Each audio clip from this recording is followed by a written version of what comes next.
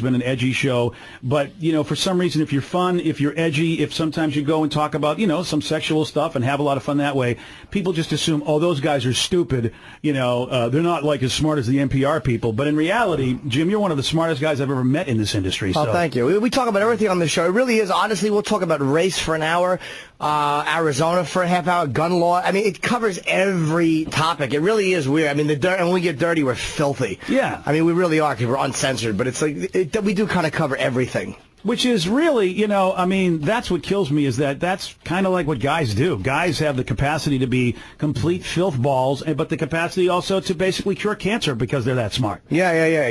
Well, yeah, I don't know about that, but... Oh, what are you talking about?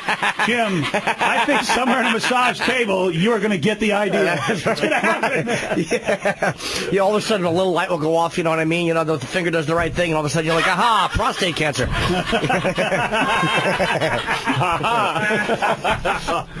All right, let's go to Brian. 421-ROCK, 800-783-ROCK. Brian in Federal Way, you're on Listeners on the Loose, and you're on the Rock. Guys. Good morning. Well, I know you made a sweeping generalization yesterday about you can't lie to women, but I'm not defending Michelle Bombshell or Jesse. I think they're both stupid. I think they both have agendas. Anytime you sleep with somebody with power and fame like Tiger Woods or Jesse, or even Jim Norton, you kind of know what you're getting into. Yes, with Tiger, you're getting into the media. With Jim Norton, you're getting into a Valtrex prescription.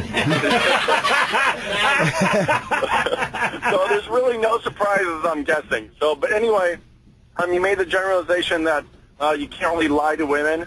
I think you're partly right, but you're a little bit off in it. I think you definitely can. Hold on a second, sir. It looks like you're about to find out how lying will work. Yeah, I know. I'm on the I-5, and I heard a cop go past. Yeah, we understand what you heard. We were doing a joke. Thank God. We heard it too. Shockingly. Another Seattleite that can't turn his stupid brain off and understand that just make a point. We know, bro. Don't get distracted by your own intelligence. Go ahead. All right. What I was saying is that you can, because the thing is this, here's what women and men have different. Women... a lot of times when they're involved in the situation, they can't see the situation. Where men can actually step back and logically say, okay, here's what it is. Maybe I'm screwing up somehow. It's kind of like the analogy of a pitcher. When you're in the picture, you can't see the pitcher. Same thing with women. If they're in the picture, they can't see it, and their blinders are on. Well, here's the thing, Brian. Because you're a man, you are trying to understand women with logic, and that's why you're wrong. Because you know what? I mean, you're wrong because you're trying to understand women logically. That's not what it is with women. Women are emotional creatures, and they have this ability to intuit whether or not you're full of crap or not. The only reason they never do, if it happens, is because they're getting something, and their blinders are on because they're basically love-struck or attention-struck. That's exactly why their blinders are on, because they're so emotionally involved in the situation that it's hard for them. It's hard for them. Exactly. It's hard for them to step back. It's not, but it's not hard for them. It's really not hard for them. That's a lame excuse. Or either that, they have to agree that it's hard for us as men to be rational when we're horny.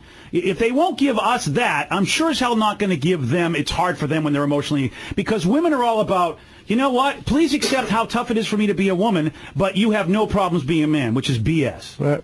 Well, I didn't say it was an excuse for him. I just say that, that's what the situation is. Well, Brian, either we're saying the same thing or you're wrong. I think we're saying the same thing, actually.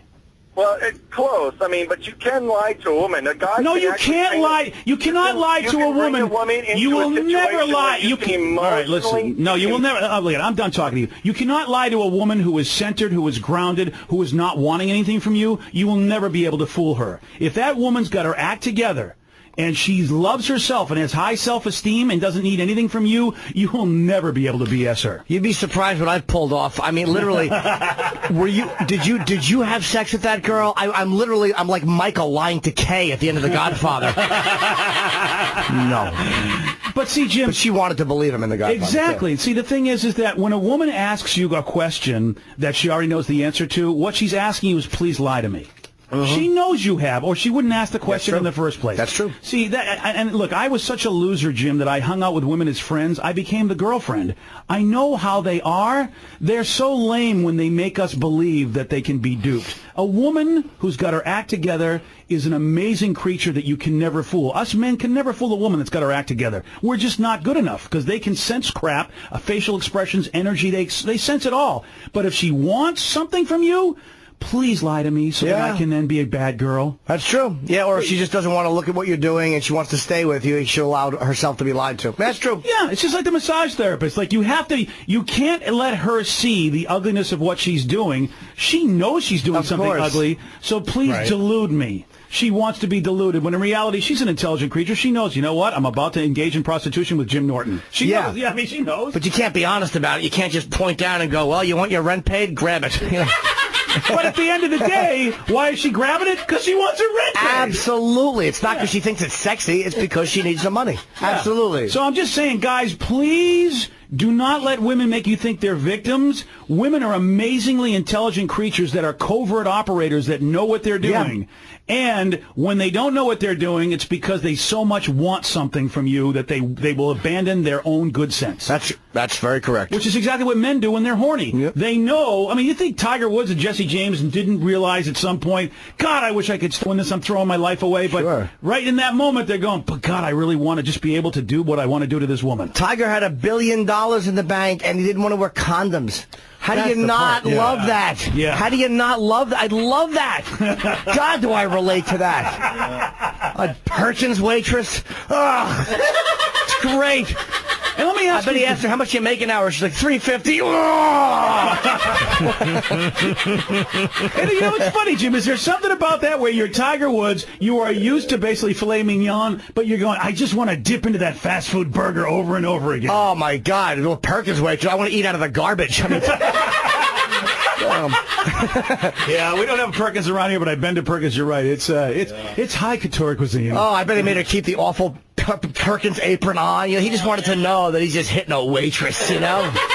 Some dirty waitress. Her fingers smelled like bacon grease and egg whites, you know? And bleach. And bleach, yeah, from washing dishes. Yeah. She probably said wash. I was washing dishes. I bet he said that as, oh, you're such white trash. You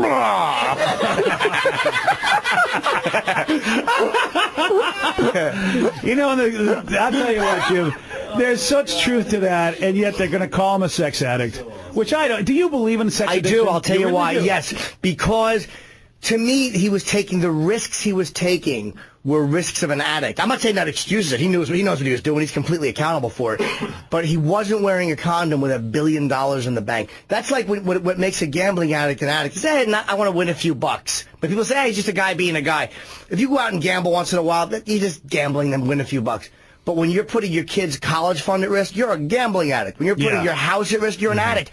When you have $1 billion and you're not wearing condoms and you're sending those kind of texts from your own phone and you're doing it, your whole life is operating around this. That's the behavior of an addict because the risks are so far outweighing what the benefits are. Because I'll tell you, Jim, you know, that we had Jeff Garland in from Curb Your Enthusiasm, and he totally, it's like, this is a polarizing subject. He says there's no such thing as sex addicts.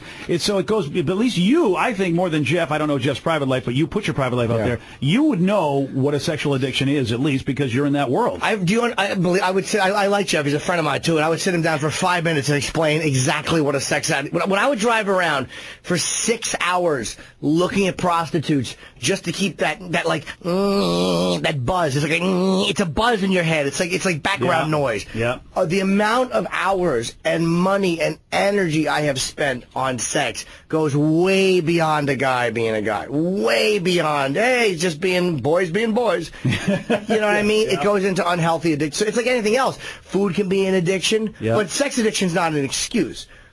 You know what I mean? He's still cheating on his wife. He's still going to lose half his money, if not more. But you know what sucks, though, Jim? Alcohol addiction and drug addiction, this society does let to be an excuse. And I think it sucks for if there are other addictions out there that are real, you know what? Hey, if it's an addiction, then that means it's a disease. If it's a disease, then why is it Tiger Woods look like an a-hole when if he really has a disease? Well, Tiger Woods, to me, he looks bad. He looks like an a-hole because he's not interesting. He's just a guy who had cheated on his wife. But when something like that happens, it holds up a mirror against the rest of us. And I think that's what's interesting, is the fraudulent reaction of people to what he did. Like men going, I don't know how he could do that. We all know how he could do that. A lot of guys don't cheat, and they don't agree with it. But don't act like I mean, at least they were hot.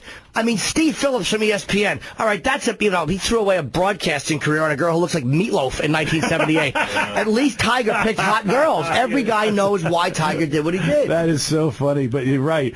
And this guy, I wrote a book about when men cheat. A lot of times they'll cheat with women who are not as attractive as their own wife. Absolutely. So there's a lot more going on than just the sex. So even some of the girls we saw with Jesse James was like, really? That's the woman that he decided to risk, his entire career on. It was not a very attractive girl, but I guess, it just doesn't matter at that point. It doesn't matter. Let me tell you, Ilana is very beautiful. Tiger's wife is smoking hot. But so what? It doesn't mean, I've dated models. It's like big deal. Most